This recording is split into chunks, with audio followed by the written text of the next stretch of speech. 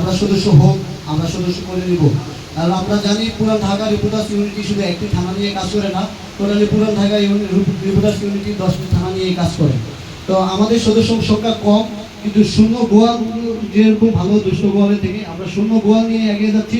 আমরা এই শূন্য গোয়াল থেকেই আমরা এত বড় বড় প্রোগ্রাম করতে যাচ্ছি। আমরা আমাদের এই রিপোর্টার্স ইউনিটিতে এরকম কাউকে চাচ্ছি না বা আহ্বান করতেছি না যে যারা আমাদের সাথে মিলতে পারবে না। আমরা চাই যে পথবিহীনভাবে এসে আমাদের সাথে সমতালে যদি কাজ করার ইচ্ছে থাকে, সাংবাদিকতার অধিকার নিয়ে যদি আপনারা এগিয়ে যেতে পারেন, সাংবাদিকতার অধিকার নিয়ে জনমানুষের কথা তুলে ধরতে পারেন, আমরা পুরান ঢাকা রিপোর্টার্স ইউনিটিতে আপনারা সবাই আসতে পারেন এবং আমরাও আপনাদের পাশে থাকবো।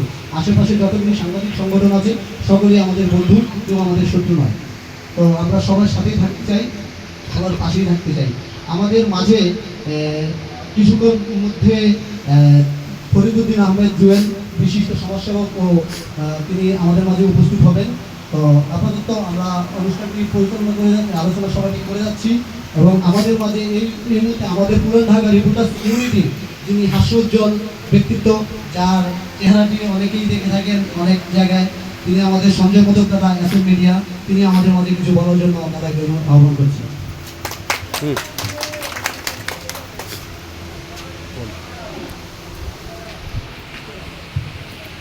ধন্যবাদ সকলকে যারা এখানে উপস্থিত হয়েছে, সকলকে আমার সালাম আদাব ও যথাযথ সম্মান। সবাই আজকে এই যে অনুষ্ঠান